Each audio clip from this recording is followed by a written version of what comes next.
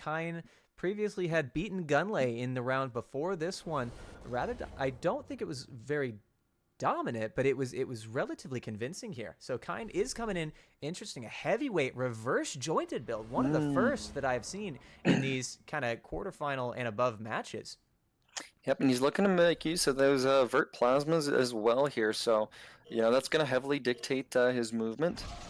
So I'm kind of interested to see, how that changes their play here. I think that these players are going to be, maybe a little more in each other's face, possibly. They're going to be looking for big damage on those heavier plasma launchers on the back. Absolutely. And interestingly, the 6-stack on here, as well as the 6-stack plasma. So just heavier overall. Just to repeat, all of your technical advice was very, very sound. So the reverse joint, I have not seen a single one this entire tournament, so I'll be very interested to see if it actually makes a difference.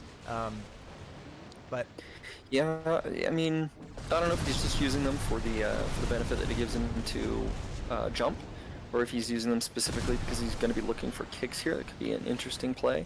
But right now, just trying to avoid a lot of that damage, and he's doing a good job of it so far. So yeah, I'm impressed here by Kyne's movement, is really effectively dodging a lot of this damage off.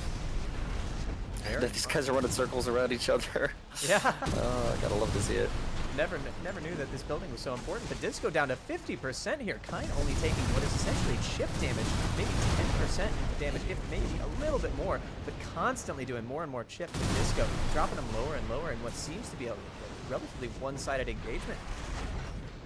Yeah, I mean, he's just, it's, again, effective movement, right? They have very, very similar builds here. As far as weaponry and loadout goes, it's just more damage coming out from Kyne here. It's really making it work for him. And unfortunately, Disco's in the tough spot of having to kind of chase into the missiles, which tends to be a little more disadvantageous. Gets a stun. Both players drop their assault cores. Very, very close. Oh, and Disco does get taken down by what I'm assuming is the aperitifs that we just couldn't see there. Yep. Yeah, they will land on him there, and it's unfortunate there, but yeah, you have to be honest, it's not too bad. Good play there from Kyne. Absolutely. All right, round 2 here. Let's see what the players are going to do. We'll see what Disco can do in order to, potentially mitigate some of the damage that he took last time while simultaneously dealing more of his own. Kyne really kind of took that one away from him. Felt like it was a one-player game at certain points, but, Disco really did try and make the most of certain situations and did do quite a bit in terms of the last little bit, making it out with a lot of damage with the relatively less powerful build that he has equipped. Indeed here, he's getting close, looking for some opportunities, trying to find some shots off. Plasma HP bars, yep, seeing right now, but we'll have to see if that holds up here. Both these players just kind of playing a game of hide and seek. Very, very close. One movement mistake, one overextension. That's a nice kick from Kyne there. Really like to see it getting utilization out of those RJ legs. But Disco, some good wherewithal there, knows he needs to get out of dodge and just around the corner. He's like, yep, no, don't want to deal with that. And puts himself in a nice spot to find some cover. And now we do have 1 minute and 48 seconds left. The advantage is in Disco's favor, but not by very much. It's probably 1 or 2 hits from either player to really kind of tip the scale here. Disco getting out, saying, I'm done with this building. This building has done nothing but crap for me. So. Yep, he has his lead, and now he wants to kind of chase him. He's trying to reverse the script here, trying to now put himself in a spot. Assault armor, though, just barely going to be out of range there. Nice movement from Disco. Gets himself out of danger and jets himself across to the other side of the map, just trying to burn down that clock, looking for any additional damage that he can get off. Both players here just playing very, very carefully. Yep, still basically a one-shot game, of course. Right, I say that, and it could be very easily a minute before any player gets some significant damage out. But again, the kick coming out, unfortunately, does not manage to land it. However, Kyne, so close on the AP bar to really flip that. So it's going to be up to Disco. The game's in his hands right now. Yep, 45 seconds here, getting down to the wire here. And again, Disco has to make it work. He's got to find something here. right. Let's see.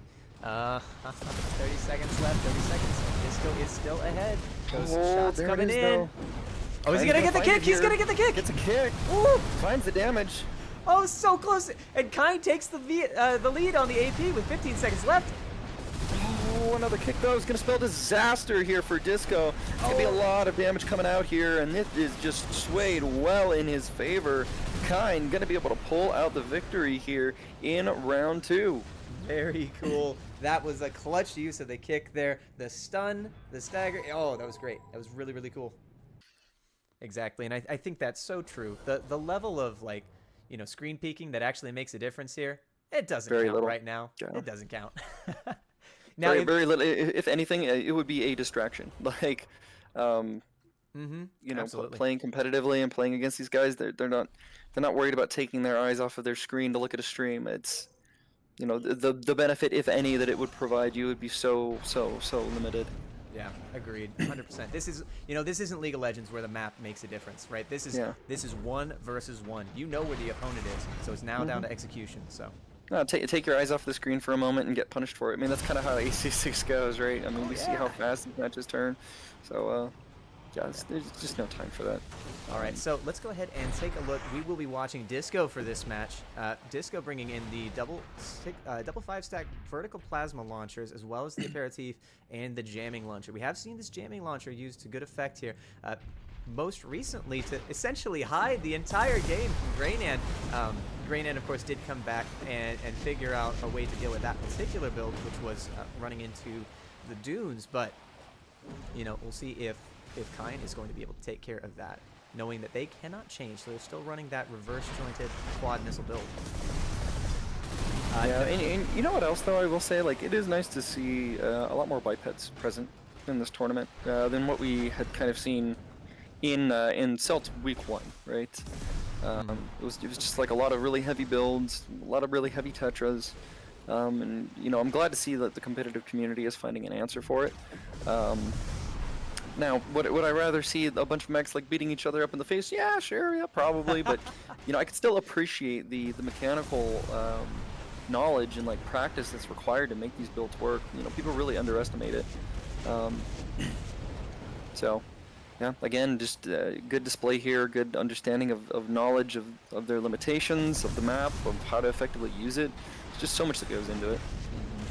And just to answer a question from the chat, the players, they may sometimes be looking like they have some form of aimbot, and they do. It's called a scan. They can see the other players through any form of cover or wall, as long as they're within a certain radius, and that depends on the head mount. So while we as spectators cannot see it currently, maybe they'll add that in the future, the players are both able to take advantage of that ability. All I have to say is aimbot, LOL, XD. The one game where I'm like, aimbot, like that's gonna help me. They're using aimbot. I think everybody's got the aimbot now. So okay, Yeah, we're gonna they see all got very aimbot. close. Yeah, the assault armor very close there. Kyne trying to find some killing blows here on the Disco.